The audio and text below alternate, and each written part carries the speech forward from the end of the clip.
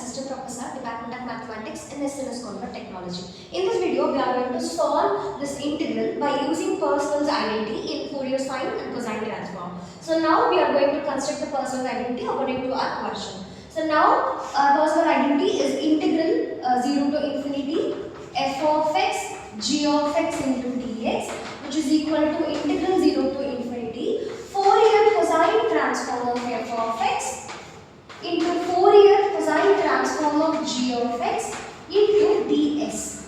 So now we are going to define the function f of x and g of x. So now let f of x is equal to e power minus ax, g of x is equal to e power minus bx.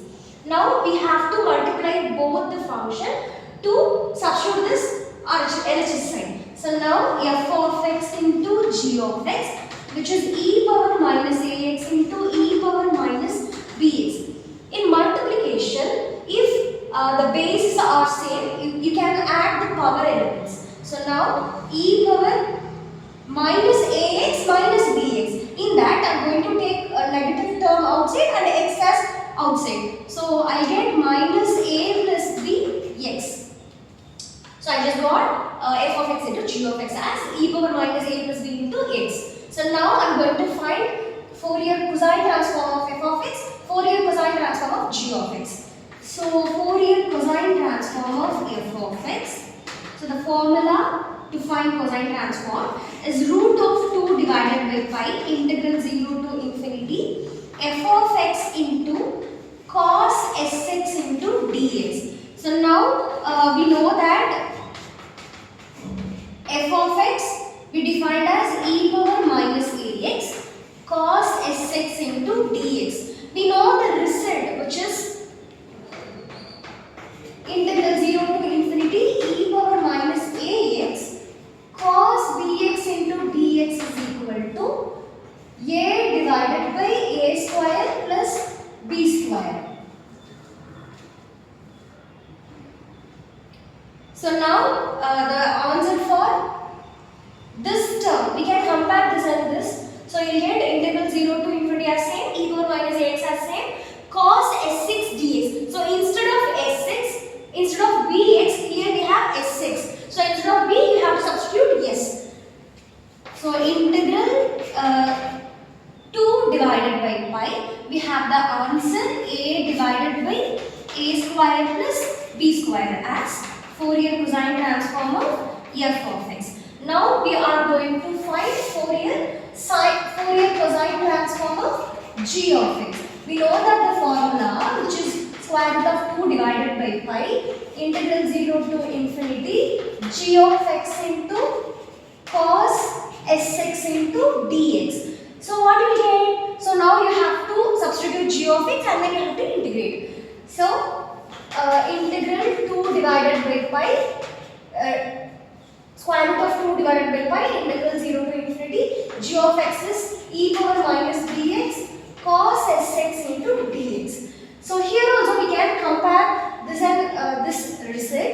So you can, if you can compare, it is just a comparison between bx and ax, here sx and bx. So you will get root of 2 divided by pi.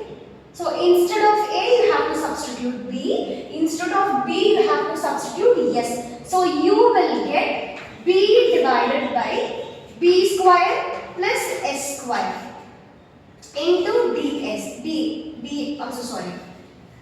So this is the cosine Fourier transform of g of x. So now you have to multiply both the terms, which is Fourier cosine transform of f of x, Fourier cosine transform of g of x. So you will get f of x into Fourier cosine transform of g of x is equal to root of 2 divided by pi into a divided by a square plus b square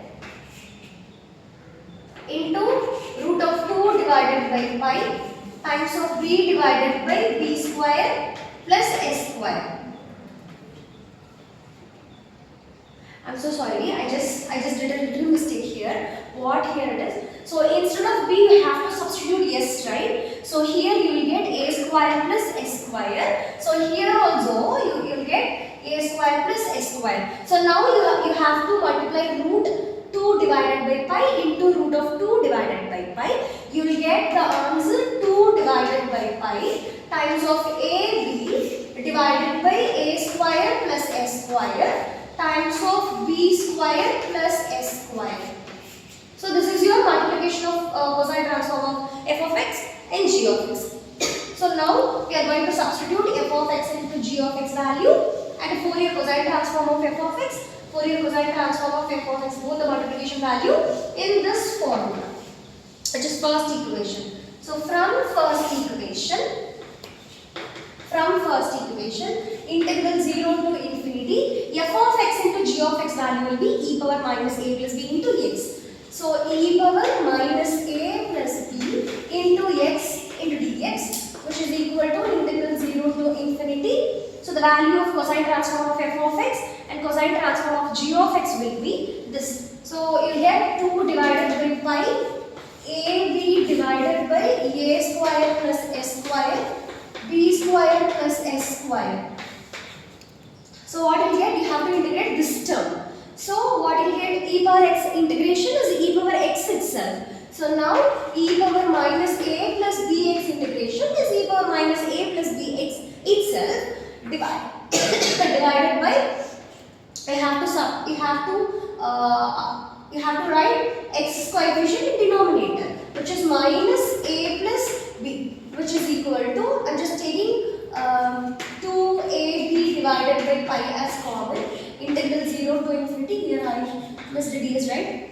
So 0 to infinity a ds divided by a square plus x square into b square plus s square, right? So now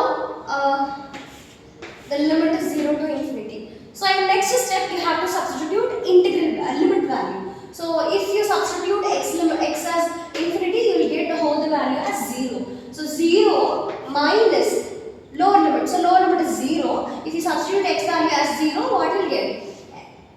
E power 0 value. E power 0 value is 1. So what will get? Minus to minus will be 1. 1 divided by a plus b, which is equal to 2ab divided by pi integral 0 to infinity ds divided by a square plus s square times of b square plus s square.